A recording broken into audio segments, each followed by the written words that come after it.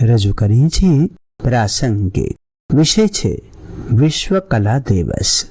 સંપાદન છે પરેશ મારુનું, પઠન છે કલ્પના શાહનું.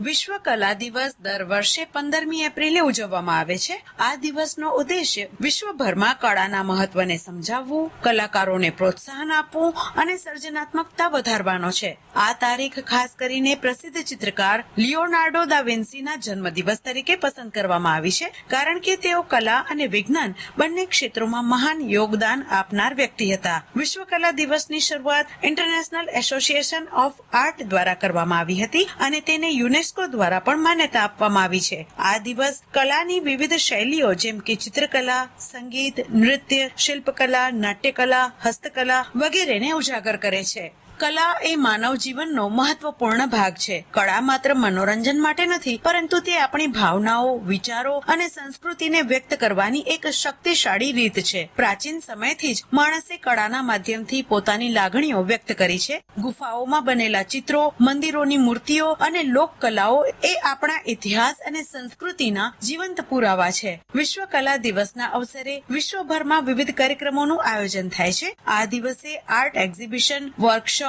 પેઇન્ટિંગ સ્પર્ધાઓ, સંગીત અને નૃત્ય પ્રદર્શન જેવા કાર્યક્રમો યોજાય છે. શાળાઓ અને કોલેજોમાં વિદ્યાર્થીઓને કળા પ્રત્યે પ્રેરિત કરવા માટે ખાસ પ્રવૃત્તિઓ રાખવામાં આવે છે. ઘણા કલાકારો પોતાના કામનું પ્રદર્શન કરે છે અને લોકો સાથે તેમના અનુભવ શેર કરે છે. કલા વ્યક્તિના માનસિક વિકાસમાં પણ મહત્વપૂર્ણ ભાગ ભજવે છે. તે સર્જનાત્મકતામાં વધારો કરે છે, તણાવ ઘટાડે છે અને મનને શાંતિ અને આનંદ આપે છે. આજના વ્યસ્ત જીવનમાં કળા માણસને માનસિક આરામ આપે છે અને જીવનમાં નવી ઉર્જા ભરે છે. ખાસ કરીને બાળકો માટે કળા ખૂબ જ જરૂરી છે, કારણ કે તેમની કલ્પના શક્તિ અને અભિવ્યક્તિની ક્ષમતા વધારવામાં મદદ કરે છે. ભારતમાં કળાનો ઇતિહાસ અત્યંત સમૃદ્ધ છે. અહીં વિવિધ રાજ્યોમાં અલગ અલગ લોક કલાઓ જોવા મળે છે, જેમ કે મધુબની પેઇન્ટિંગ, વરલી આર્ટ, પટ્ટચિત્ર અને કલમકારી વગેરે. ગુજરાતમાં પણ બાંધણી, પિઠોરા પેઇન્ટિંગ અને કચ્છની હસ્તકલા ખૂબ જ પ્રસિદ્ધ છે. આ બધું આપણા સાંસ્કૃતિક વારસાનો અમૂલ્ય ભાગ છે. આધુનિક યુગમાં ટેકનોલોજીના વિકાસ સાથે કળાના સ્વરૂપોમાં પણ ફેરફાર આવ્યો છે. ડિજિટલ આર્ટ, ગ્રાફિક ડિઝાઇન અને એનિમેશન જેવા નવા ક્ષેત્રો ઉભા થયા છે. સોશિયલ મીડિયા દ્વારા કલાકારોને પોતાની કળા વિશ્વભરમાં પહોંચાડવાની સરળતા મળી છે. આથી નવી પ્રતિભાઓને આગળ આવવાનો મોકો મળે છે. વિશ્વ કલા દિવસ આપણને યાદ અપાવે છે કે કલા માત્ર કલાકારો માટે નથી, પરંતુ દરેક વ્યક્તિ માટે છે. દરેક માણસમાં કોઈને કોઈ રીતે કળા હોય છે, જેમ કે ચિત્ર બનાવવું, ગીત ગાવું, નૃત્ય કરવું, લેખન કરવું વગેરે. આ દિવસ આપણને પોતાની અંદરની કળાને ઓળખવા અને તેને વિકસાવવા માટે પ્રેરિત કરે છે. વિશ્વ કલા દિવસ એ માત્ર ઉજવણીનો દિવસ નથી, પરંતુ માનવ સર્જનાત્મકતાની શક્તિનું સન્માન કરવાનો અવસર છે. આ દિવસ આપણને યાદ અપાવે છે કે કળા ભાષા, દેશ અને સંસ્કૃતિની સીમાઓને પાર કરી લોકો વચ્ચે જોડાણ ઉભું કરે છે. આધુનિક સમયમાં કળાનો વ્યાપ ખૂબ વધી ગયો છે. ડિજિટલ પ્લેટફોર્મ્સ અને સોશિયલ મીડિયા દ્વારા કલાકારો પોતાની ટેલેન્ટને વિશ્વ સુધી પહોંચાડી શકે છે. આ કારણે નવા કલાકારો માટે તકો વધી છે અને લોકો વધુ સરળતાથી વિવિધ પ્રકારની કળાનો આનંદ લઈ શકે છે. યુનેસ્કો પણ કળાના પ્રચાર અને સંરક્ષણ માટે મહત્વપૂર્ણ ભૂમિકા ભજવે છે. વિશ્વ કલા દિવસના અવસરે લોકોમાં કળા પ્રત્યે જાગૃતિ લાવવા માટે શૈક્ષણિક સંસ્થાઓ, આર્ટ ગેલેરીઓ અને સાંસ્કૃતિક સંગઠનો વિવિધ કાર્યક્રમોનું આયોજન કરે છે.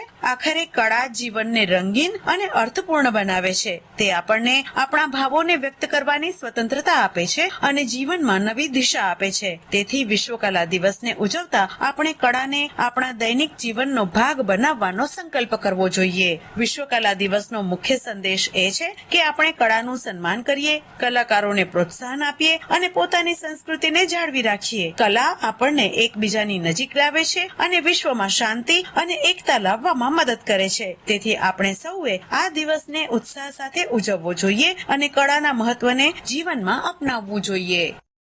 વિશ્વ કલા દિવસ વિશે પ્રાસંગિક આપે સાંભળ્યું કલ્પના શાહ પાસેથી. સંપાદન હતું પરેશ મારુનું. આ પ્રસારણ છે આકાશવાણીના ભુજ કેન્દ્રનું.